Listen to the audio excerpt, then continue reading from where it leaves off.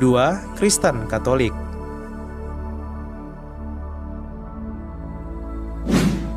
Dalam agama Katolik, kehidupan setelah kematian dibagi atas 3 bagian, yaitu surga, api penyucian, dan neraka.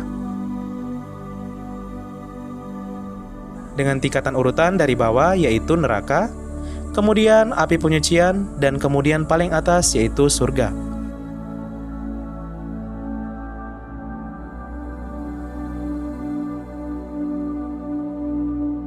Agama Katolik percaya bahwa ketika orang sudah meninggal, maka berdasarkan hidupnya di dunia ini mereka akan dipisahkan ke dalam 3 tempat.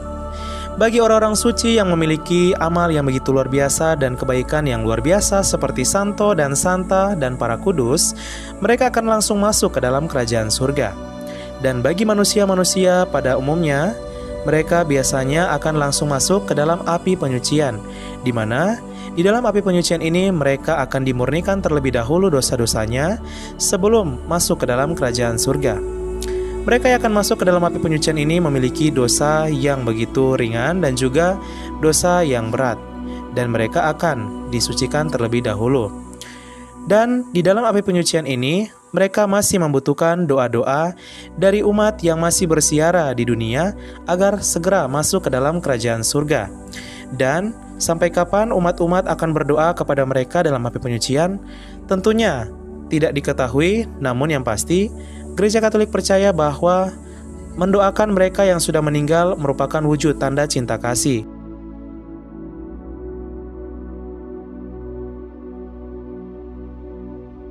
Bagi umat Katolik, mendoakan mereka yang telah meninggal merupakan wujud cinta kasih kepada keluarga dan kerabat yang mereka cintai. Dan ketika mereka mendoakan, mereka tidak perlu lagi mengetahui sampai kapan orang tersebut akan sampai kepada kerajaan surga. Tetapi ketika orang yang mereka doakan tersebut ternyata telah sampai kepada kerajaan surga, maka orang yang telah meninggal tersebut yang telah sampai kepada kerajaan surga akan mendoakan balik keluarga dan kerabat yang masih bersiara di dunia yang mendoakan mereka sewaktu berada di api penyucian.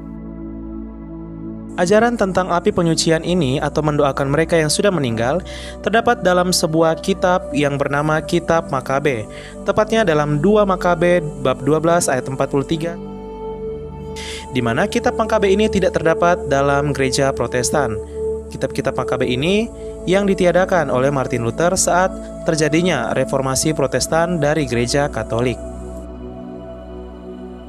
Jika sahabat Angka dan Data pernah menonton film Coco, itu merupakan sebuah kisah yang menceritakan sebuah tradisi dalam gereja Katolik khususnya yang berada di Meksiko, di mana umat Katolik di Meksiko selain mendoakan arwah yang telah meninggal atau keluarga yang telah meninggal, mereka akan memajang foto-foto di dalam rumah mereka sebagai wujud nyata cinta kasih, dan terlebih khusus diperingati pada saat bulan November, mana film Coco juga dirilis pada bulan November ini.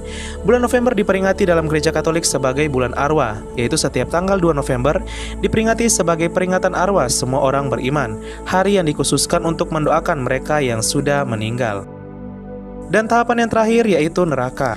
Dalam gereja Katolik, neraka merupakan tempat yang berisi mereka-mereka atau jiwa-jiwa yang menolak kerahiman Allah atau rahmat ilahi dari pencipta. Selain itu juga merupakan tempat bagi mereka yang memiliki dosa yang sangat-sangat berat.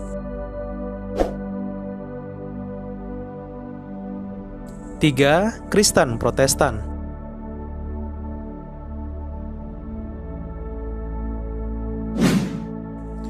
Kehidupan setelah kematian dalam gereja Protestan yaitu berbeda dengan pemahaman daripada gereja Katolik, meskipun sama-sama percaya kepada Yesus Kristus Sang Juru Selamat.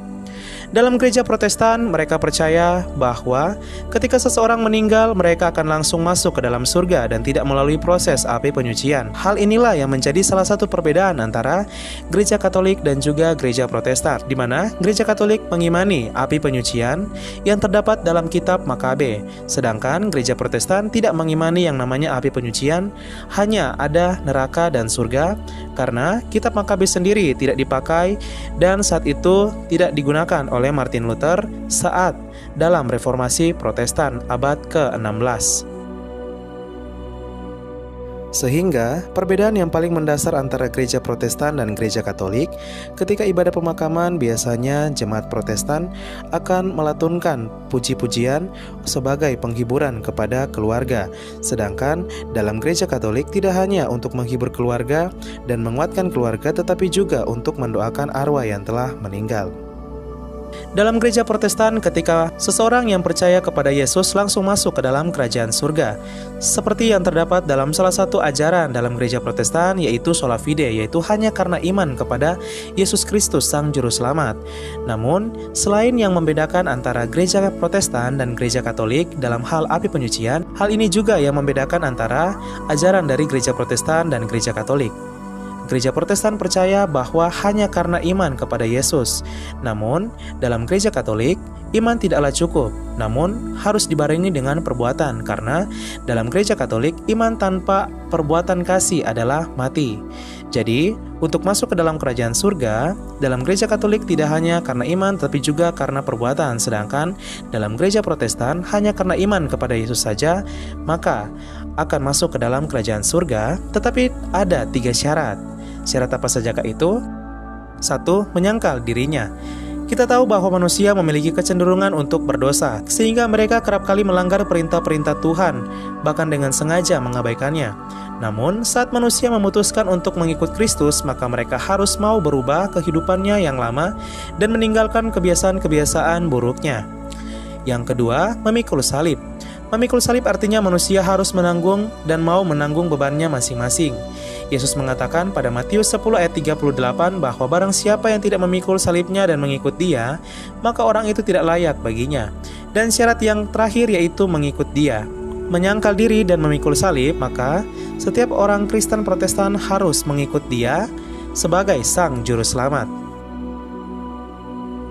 Dalam gereja Protestan dan gereja Katolik, saat berada di surga, tidak ada lagi yang namanya kehidupan yang menderita dan juga penuh kesedihan, tetapi hanya ada kemuliaan Kristus dan juga sukacita Kristus yang begitu luar biasa bagi para pengikutnya. Dalam kekristenan, hidup bukanlah dilenyapkan, tetapi diubah, dan bahwa suatu kediaman baru kini telah tersedia bagi mereka di surga. Akulah Alfa, akulah Omega. Akulah yang awal, akulah yang akhir. Aku telah mati, bangkit, hidup kembali. Akulah aku, YHWH, Yahweh. Cahaya matahari, sinar pelangi. Akulah Alfa, akulah Omega. Aku adalah aku, akulah aku, YHWH, Yesua HaMashiach.